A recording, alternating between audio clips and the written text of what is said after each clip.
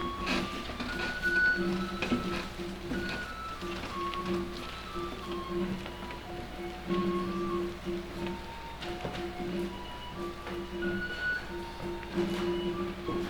oft it chances with particular men, like for some vicious mole of nature in them, by the overgrowth of some complexion oft breaking down and pale with the thoughts of reason, or by some habit, that too much o'erleavens the form of plausive manner, that these men, carrying, I say, the stamp of one defect, their virtues else be they as pure as grace, shall in the general censure take corruption from that one particular fault.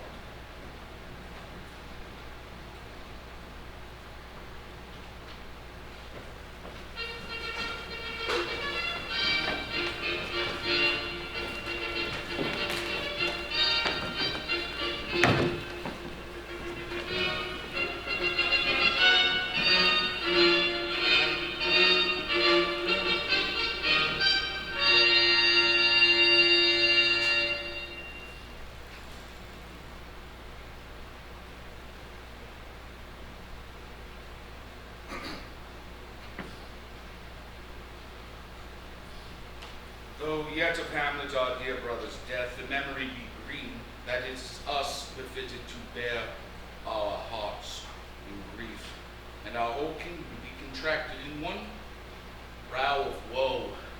Yet so far hath discretion fought with nature, that we with wisest sorrow might think on him, together with remembrance of ourselves.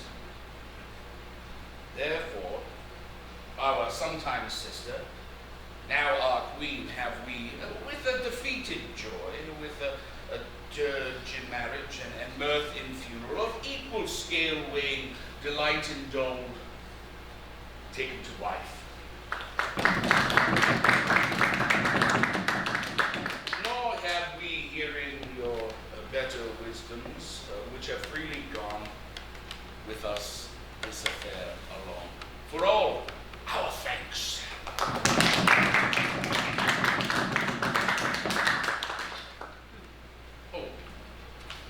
Laertes, what's the news with you? You told us of some suit. What is it, Laertes? You cannot speak of reasons of the Dane and then lose your voice? What wouldst thou beg, Laertes, that I might not offer? The head is no more native to the heart, the hand more instrumental to the mouth than the throne of Denmark is to thy father.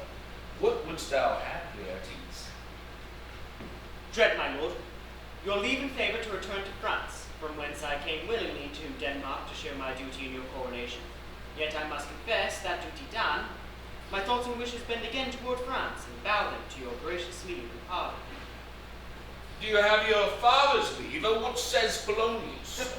Yeah, my lord, wrung from me my sole leave by labours of petition, and at last upon his will I seal my hard consent. I do beseech you, give him leave to go. Time be thine, Laertes. Spend it at thy will, and thy good graces. Now, our cousin Hamlet and our son, how is it the clouds still hang on you? Good Hamlet, cast thy nighted colour off. Let thine eye look like a friend on Denmark.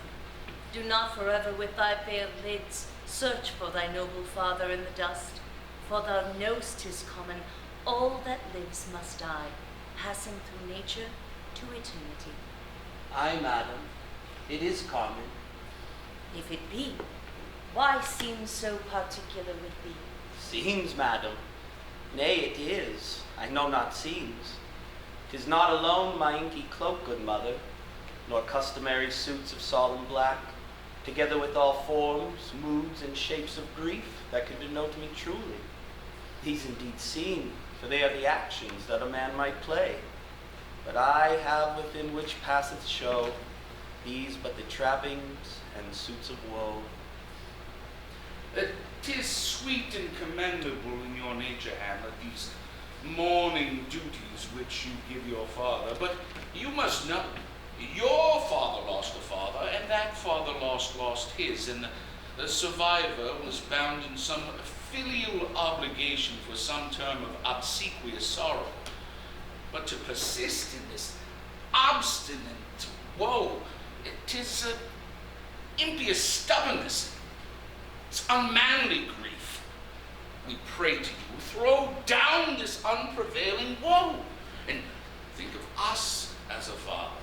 For let the world take note, you are the most immediate to the throne, and with the same nobility of love that a dearest father bears his son, do I impart on you.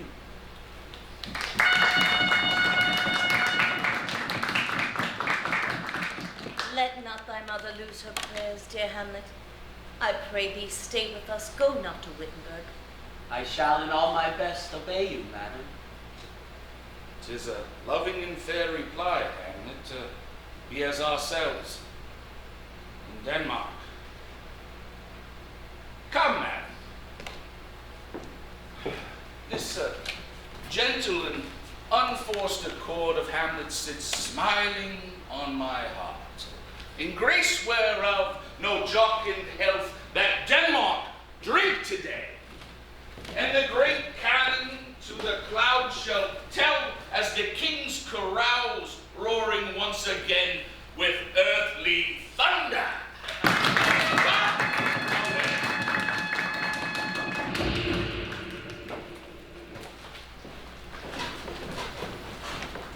Oh, that this too solid flesh would melt, thaw, and resolve itself into a dew. That the everlasting had not fixed his cannon against self-slaughter. Oh God, God, how weary, stale, flat, and unprofitable seem to me all the uses of this world. Fie out, oh fie. 'Tis an unweeded garden that grows to seed, a frank and gross in nature possesseth merely, that it should come to this. But 2 months dead, nay, not so much, not 2. So excellent a king, that this be Hyperion to a satyr, so loving to my mother, that he might not be king the winds of heaven visit her face too roughly. Heaven and earth must I remember. Why, she would hang on him, as if increase of appetite had grown by what it fed on. Within a month, let me not think on it frailty thy made this woman. A little month, or ere those shoes were old with which she followed my poor father's body, like Niobe, all tears. Why she, even she, oh God, a beast that once discourse of reason would have mourned longer. Married with my uncle, my father's brother, but no more like my father than I to Hercules. Within a month, she married. O most wicked speed to post with such dexterity to incestuous sheets. It is not, nor can it come to good, but break my heart, for I must hold my tongue.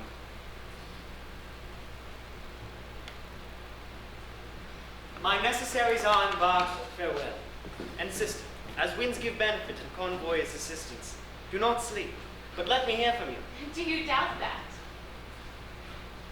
For Hamlet and his trifling favor, hold it fashion and toy in blood, a violet in the youth of privy nature, forward, not permanent, sweet, not lasting, the perfume and suppliance of a minute, no more. No more but so. Think it no more. Perhaps he loves you now, but you must fear his greatness waned. His will is not his own. He may not, as unvalued persons do, carve for himself, for his choice depends on the safety and security of his whole state. Then, weigh what loss your honor may sustain, if too willingly in ear you list his songs, or lose your heart, or your chaste treasure open to his unmastered importunity. I shall the good effect of this lesson keep as watchman to my heart. But good, my brother, do not as some ungracious pastors do, show me the steep and thorny way to heaven, whilst like a puffed and reckless libertine himself, the primrose path of dalliance trends, and minds not his own reed. Oh, fear me not, I state you not. Oh, but here, father comes. What now, Laertes? Aboard for shame. The wind sits in the shoulder of your sail, and you are stayed for. My blessings on thee, and these few precepts in thy memory, see thou character. Give thy thought no tongue, nor any unproportioned thought his voice. Be thou familiar, but by no means vulgar. Those friends thou hast and their adoption tried, grapple them to thy soul with hoops of steel, but do not dull thy palm with the entertainment of each new hatched, unfledged comrade. Beware of entrance to a quarrel, but being in it, see that the opposed beware of thee,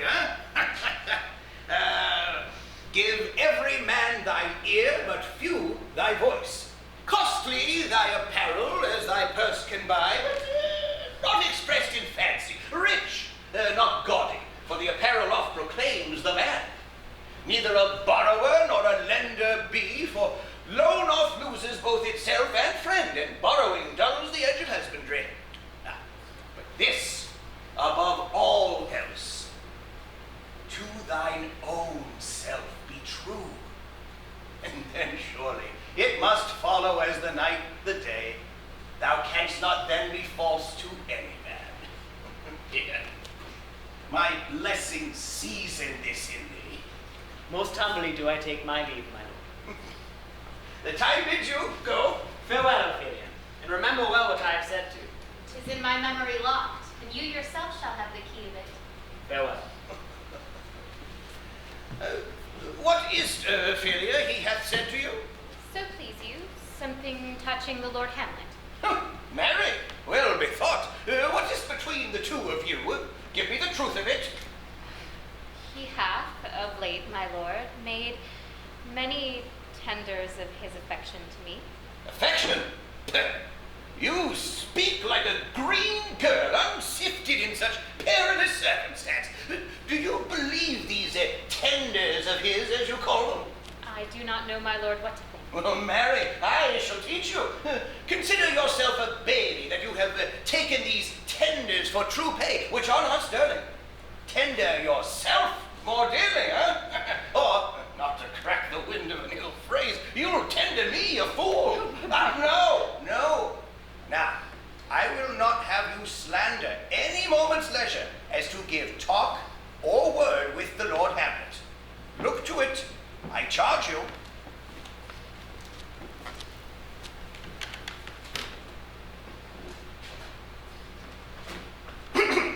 Come to your ways.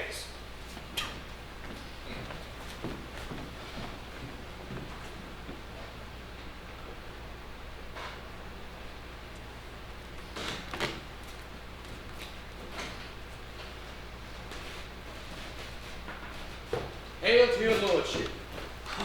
I am glad to see thee well. Same, my lord, same. And your poor servant Evan. Sir, my good friend, I'll change that name with you. But what is your affair at Elsinore? My lord, I come to see your father's funeral. Do not mock me, fellow student. I think it was to see my mother's wedding. Indeed, my lord, followed hard upon. Thrift, Horatio. The funeral baked meats did coldly furnish forth the marriage tables. Would I had met my dearest foe in heaven, wherever I had seen the day, Horatio? My father. Methinks I see my father. Where, my lord? In my mind's eye, Horatio. I saw him once. He was a goodly king. He was a man. Take him for all and all. I shall never look upon his like again. My lord, I think I saw him yesternight. Saw? Who? My lord, the king, your father. The king? My father? 2 nights together at these gentlemen, Marcellus and Bernardo, on their watch in the dead vast and middle of the night when thus encountered. A figure like your father, armed, appears before them, and with solemn march goes slowly and stately by. This to me in dreadful secrecy the day upon. departed. And I with them, on the third night, kept the watch, whereas they had delivered, both in time, form of the thing, every word made good and true. The apparition comes. I knew your father. These hands are not more like him. Where was this you've seen my father?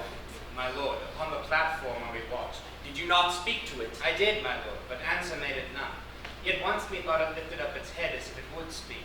But even then the morning cock grew loud, and at the sound it shrunk in haste away, vanished from our sight. 'Tis very strange. As I do live, my honored lord, 'tis true. Indeed. Indeed, sirs.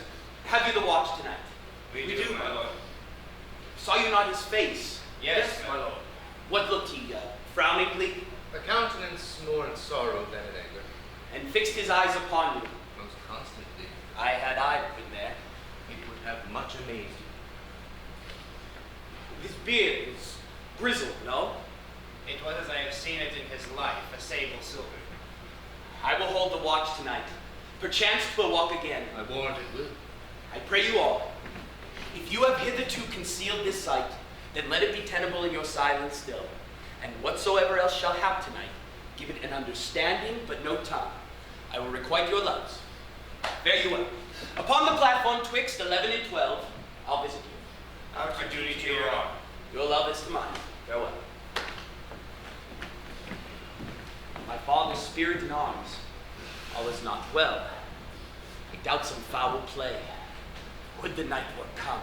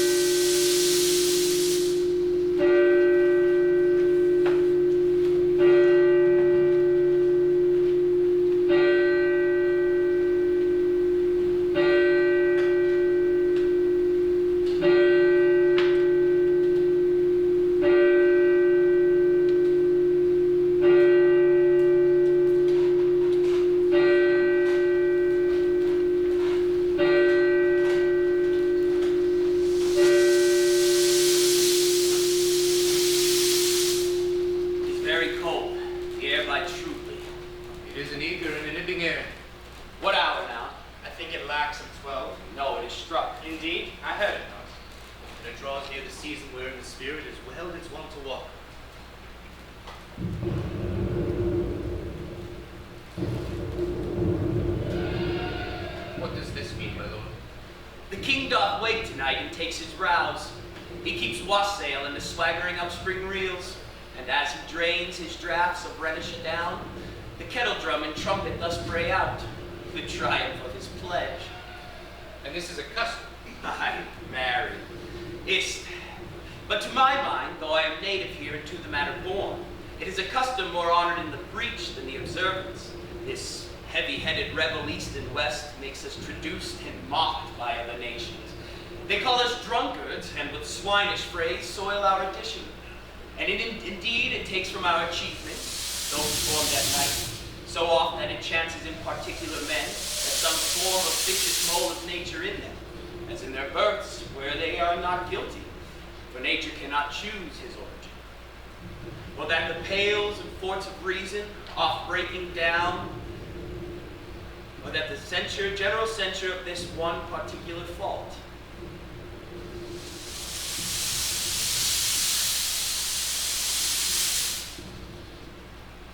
Angels and ministers of grace, defend us. Be thou a spirit of hell or goblin damned. Bring with thee winds of heaven or blast from hell. Be thy intents wicked or charitable. Thou come in such a questionable shape that I will speak to thee. O Hamlet, father, king, royal Dane, oh answer me.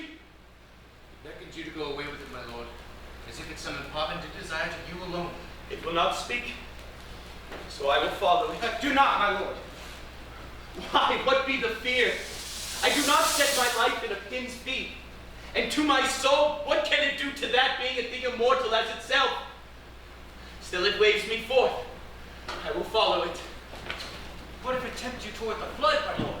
Or to the dreadful summit of the cliff that feels over its base into the sea, and there assume some other horrible form that might deprive your sovereignty of reason and draw you into madness? Think of it. You shall not go, my lord. Hand me! Be ruled, you shall not go. My fate cries out, and makes each petty artery in this body as hardy as the Nemean lion's nerve. Still it waves me forth. Unhand me. By heaven, I'll make a ghost of him that lets me. I say away.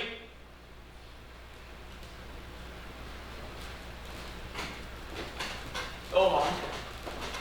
I will follow thee.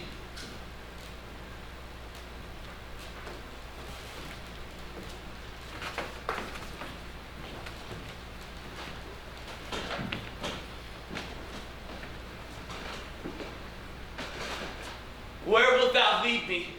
Speak, I'll go no further. I will.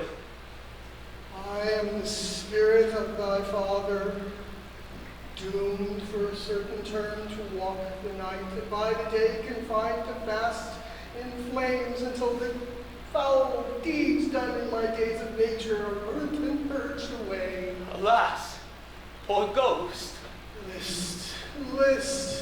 List, O Hamlet, if thou didst ever thy dear father love. Oh God! Revenge is most foul and unnatural murder. Murder. Aye, murder, as in the best it is, but this most strange, foul, and unusual. Haste me to know it, that I with wings as swift as meditation or thoughts of love may sweep to my revenge. Now, Hamlet, here, 'tis given out that sleeping in my orchard a serpent stung me, and by this the whole ear of Denmark is by forced process rankly abused, for no noble youth, the serpent that did sting thy brother's father's life, now wears his crown. My prophetic soul, mine uncle. Aye, that incestuous, that adulterous beast, one with shameless gifts, the hand and love of my most seeming virtuous queen, O Hamlet. What a falling off was there. But methinks I've sent the morning air, grief let me be. Horrible! Sleeping in my orchard as always my custom of an afternoon, upon my quiet hour, my brother, with juice of cursed hemlock in a vial did steal upon, and in the porches of my ears did pour the leprous distilment, to which effect, having such enmity with blood of man, if swift as quicksilver runs through the gates and alleys of the natural body, thus was I, sleeping my brother's hand, of life, of crown, of wife, at once dispatched, sent away with all of the full bloom of my sin, no reckoning made, Horrible! all of my imperfections on my head. Most horrible!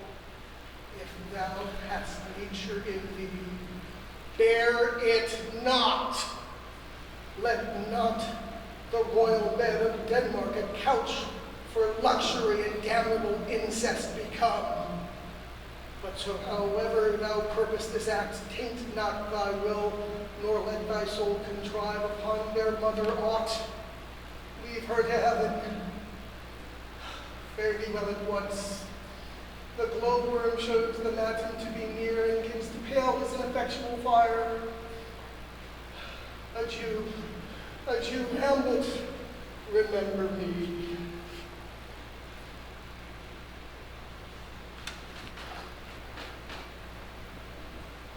O all you hosts of heaven, O earth, what else? And shall I couple hell? Hold my heart, remember thee. Yea, thou poor ghost, while memory holds a seat in this distracted globe, remember thee. Yea, From the table of my memory, I'll wipe away all trivial fond records that youth and observation copy there, and thy commandment all alone shall live within the book and volume of my brain, unmixed with baser matter. Yes, by heaven! O most pernicious woman, O villain, villain, smiling, damned villain. So, uncle, there you are. Now to my word. It is adieu, adieu. Remember me. I have sworn. My lord. Lord Hamlet. So be it. How is it, my lord? What news? Oh, wonderful. Good, my lord. Tell it. Nay, you'll reveal it. Not I, my lord. Would a man think it? Would heart of a man once reveal it? But you'll be secret. I, my lord. By heaven. There's ne'er a villain dwelling in all Denmark, but he is an arrant knave. There needs no ghost come from the grave to tell us this. There is something rotten in the state of Denmark. Right. You are in the right.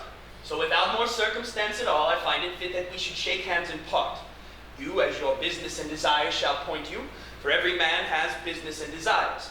Such as it is, for mine own poor part, look you, I'll go pray. These are but wild and whirling words, my lord. I'm sorry they offend you heartily. Yes, faith heartily. There is no offense, my lord. Yes, by St. Patrick there is, Horatio, and much offense too. Touching this vision here, it is an honest ghost, that let me tell you, for your desire to know what is between us, or master it as you may. But, good friend, give me one poor request. What is it, my lord? Never make known what you have seen tonight, Lord, I will not. but swear it. I, my lord, by heaven. Upon my sword. I have sworn already, my lord. Indeed, upon my sword, indeed. Day and night, this is wonder strange. Then as a stranger give it welcome. There are more things in heaven and earth, Horatio, than are dreamt of in your philosophy. But come. Never, so help you mercy, however odd or strange soe'er I bear myself, as I shall hereafter think fit to put antic disposition on, that you, at such time seeing me, never shall, by the pronouncing of some doubtful phrase such as, well, we know, or we know and if we could, or some ambiguous giving out denote that you know aught of me. This do swear, so grace and mercy at your most need help you.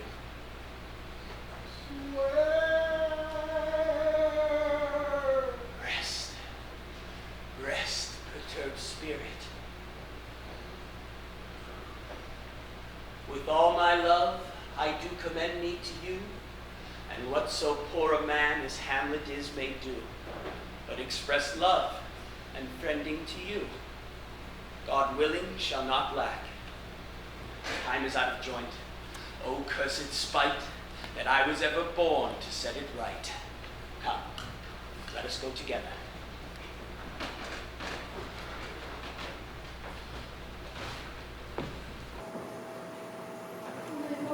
My lord, I have been so affrighted. Oh, what is it in the name of God? My lord, as I was sewing in my closet, Lord Hamlet with his doublet all unlaced, pale as his shirt, and with a look so piteous and perfect, as if he had been loosed out of hell to speak horrors. When he comes before me, he grabs me by the wrist and holds me hard, then he the length to all his arm, and with his other hand o'er his brow, he falls to such perusal of my face as he would draw it, longs to do so.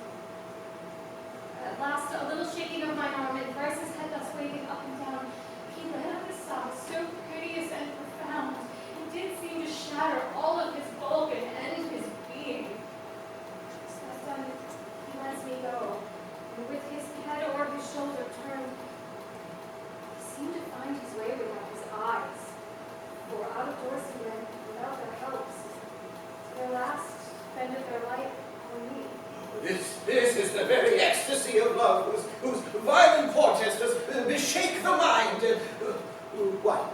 Have you given him hard words of late? No, my lord, but as you say,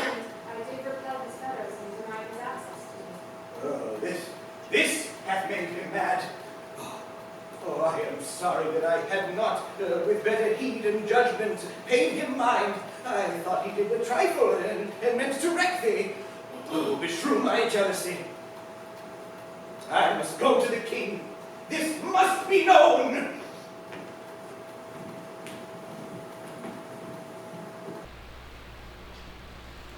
My liege and madam, to expostulate what majesty may be, what duty is, why day is day, night, night, and time, time, were nothing but to waste day, night, and time.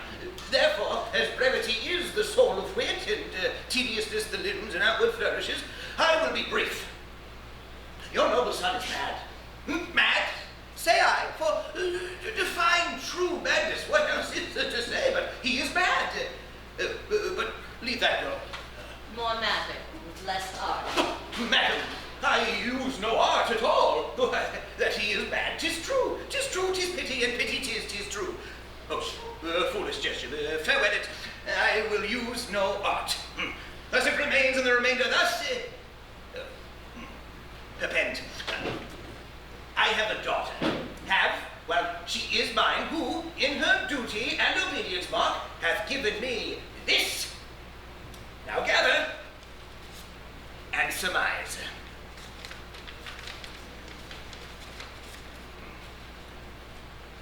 To the celestial and my soul's idol, the most beautified Ophelia. Ooh, that's a vile phrase, an ill phrase. Beautified is a vile phrase. Oh, but you shall hear. Thus, in her excellent white bosom, those, etc., etc. Came this from Hamlet to her. Oh, good madam, stay a while. I will be faithful. Doubt that the stars are fire. Doubt that the sun doth move. Doubt truth to be a liar. But never doubt that I love. Oh, dear Ophelia, I am ill at these numbers. I have not aught to reckon my groans, but that I love thee best. Oh, most best believe it. Adieu. Thine evermore, most dear lady, whilst this frame is to him, Hamlet. This, in obedience, hath my daughter shown me, and more above hath his solicitings by time and means and place all been given to mine ear. How hath she received his, love? What do you take me for? As of a man, faithful and honorable. I should fain prove so. But what might you think if I had seen this hot love on the wing, if I had looked upon this love with an idle sight? No, I went round to work, and to my young mistress I did thus bespeak. Lord Hamlet is a prince out of thy star. This cannot be. And various precepts I gave her that she should turn down his solicitings, receive no messages, admit no tokens, and then he reposed, a short tale to make, fell into a sadness, then into a watch, then into a fast, then into a weakness, thence to a lightness, and then, by this declension, into the very madness with which he now raves, and for which we all mourn. Do you think 'tis this? Very well, maybe. Should fain remember there was ever a time that I said positively something 'tis true, and it proved otherwise. Not that I know. Well, take this from this if it be otherwise. How may we try it further? He walks sometimes 4 hours together here, in the lobby. So indeed he does. I shall loose my daughter on him. Oh, be you and I behind an arras then. Mark the encounter, and if he be not from his wits and love Ophelia not, then let me be no assistant of state, but to keep a farm and carters. We will try it. But look, last here comes the poor little My liege and madam, please, I will board him.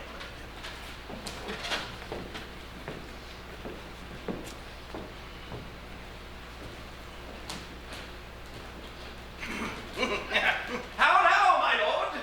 Well, God of mercy. Oh, do you know me, my lord? Excellent. Well, You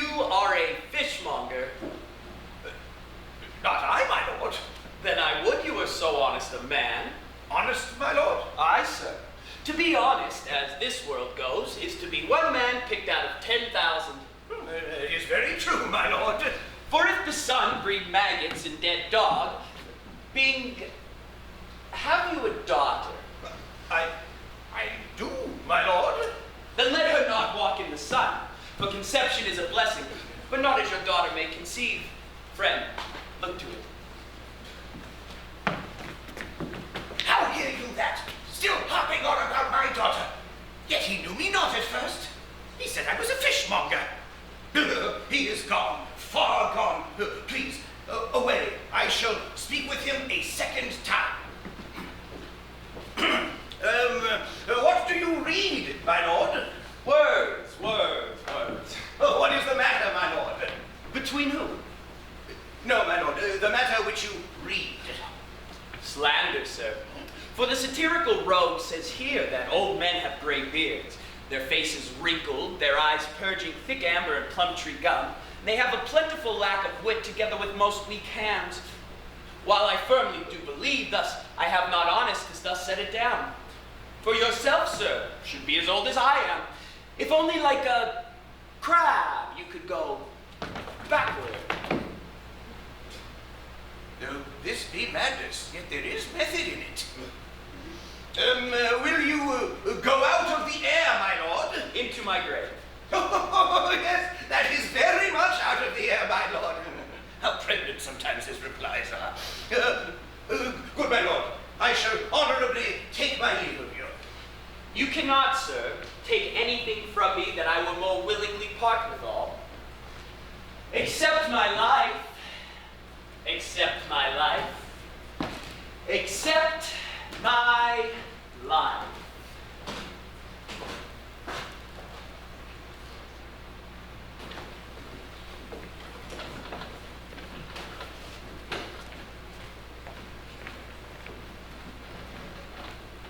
Now, read on this book, which exercise may demonstrate your loneliness.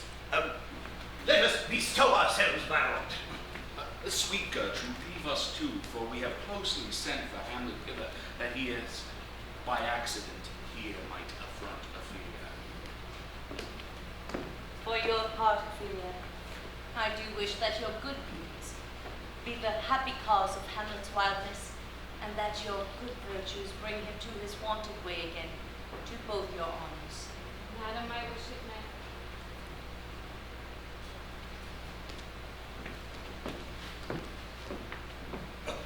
I hear him coming. Let us, my lord.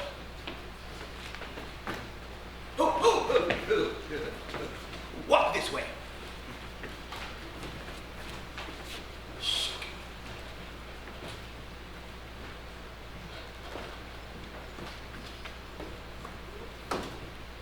Soft, you now be fair Ophelia. Nymph, in thy orisons be all my sins remembered. Good my lord, what is this honor for you many a day? I humbly thank thee well. Well.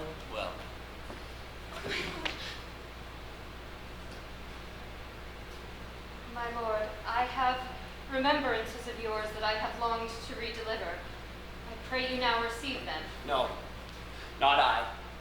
I never gave you aught. My honored lord, you know right well you did. And with them, words of such sweet breath composed as made the things more rich. Their perfume lost, take them again, for to a noble mind rich gifts wax poor when a giver proves unkind.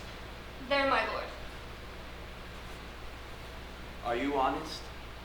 My lord? I did love you once. Indeed, my lord. You made me believe so. You should not have believed me. I loved you not.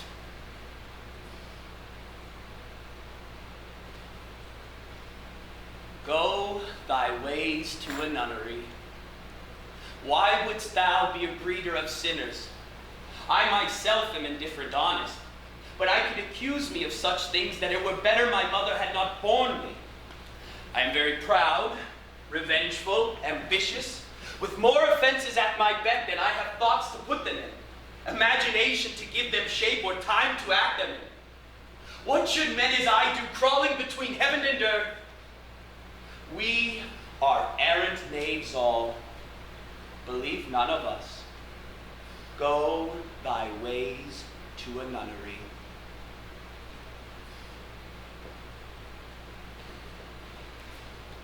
Where is your father? At home, my lord. Then let the door be locked, that he play the fool nowhere but in his own house. Farewell. Help him, you sweet heavens. I've heard of your paintings too well enough. God gives you one face and you make yourself another. You jig, you amble, you lisp, and you nickname God's creatures, and you make your wantonness your ignorance. Get thee to a nunnery, and quickly too. Farewell! If thou needst marry a fool, for wise men know what monsters you make of them.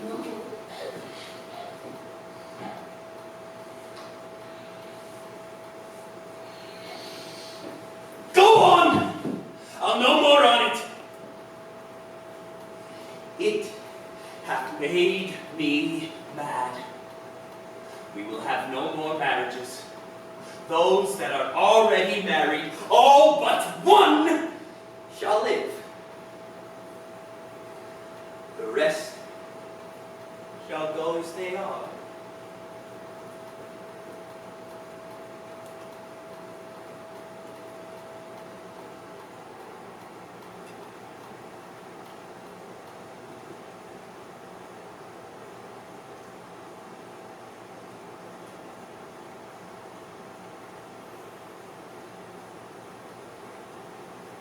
To a nunnery.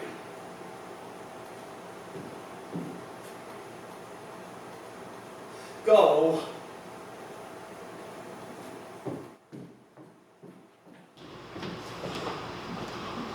Love? His affections do not that way tend, nor the way he spake.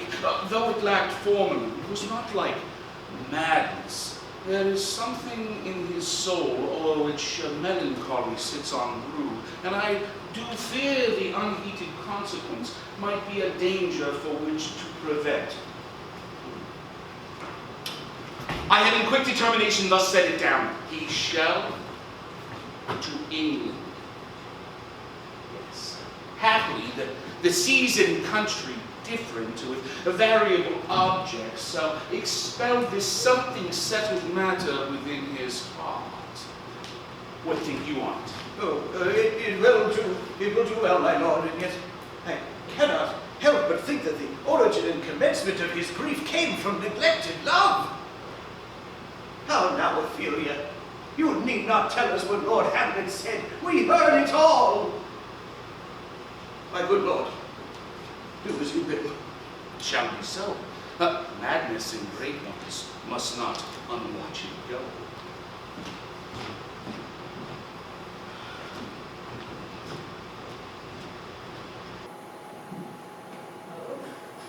What a noble mind is here o'erthrown, an eye of ladies most deject and wretched, that supped the honey of his music vows.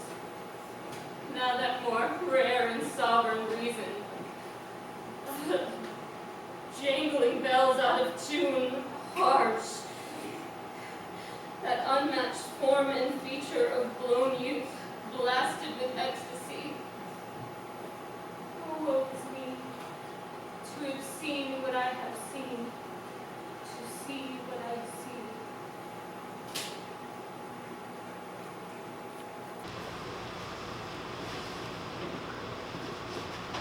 To be or not to be? That is the question. Whether 'tis nobler in the mind to suffer the slings and arrows of outrageous fortune, or to take arms against the sea of troubles, and by opposing end them, to die, to sleep, no more. And by a sleep to say we end the heartache and thousand natural shocks that flesh is heir to, is a consummation devoutly to be wished. To die, to sleep, perchance to dream. Aye, there's the rub. For in that sleep of death, what dreams may come when we have shuffled off this mortal coil must give us pause. There's the respect that makes calamity of so long life. For who would bear the whips and scorns of time, the oppressor's wrong, the proud man's contumely, the pangs of despised love, the law's delay, the insolence of office, and the patient merit that the unworthy takes, when he himself might his quietus make, if a bare bodkin, who would fardels bear, to grunt and sweat under a weary life, but that the dread of something after death, the undiscovered country from whose bourne no traveler returns, puzzles the will, and makes us rather bear those ills we have, than fly to others we not know of.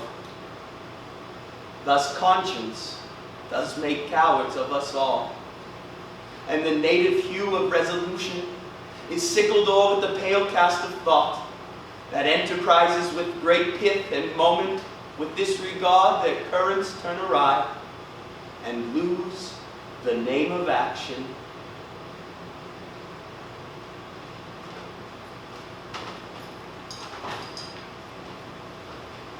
My lord, I have news! The actors are come, my lord! He that plays the king be welcome. Oh, the best actors in the world, either for tragedy, comedy, history, pastoral, tragical-pastoral, historical-comical, tragical-comical, historical-pastoral. Oh, Seneca himself cannot be too heavy nor Plautus too light, for the law and the writ, these are the only men! Masters, welcome, you are all welcome.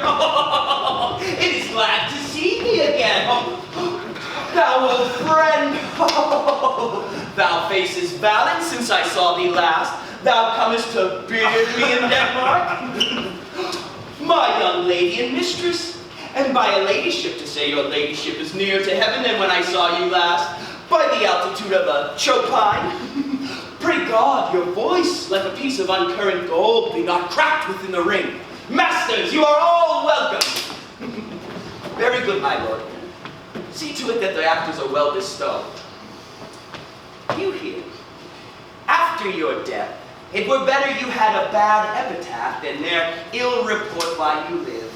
I shall see to it, sir, that each will be used according to his desert. God's body kin man, much better. Use every man after his desert. Those who escape whipping, use them after your own honor and dignity. The less they deserve, the more merit is in your bounty. Take them in. Come, sirs, come. Follow that, Lord friends. We'll hear a play tomorrow. Dost thou hear me, old friend? Can you play The Murder of Gonzago? Aye, my lord. You can, for a need, study a speech of some 12 or 16 lines that I would put down and insert in. Could you not? Aye, my lord. Very well. Follow that lord and look you not in the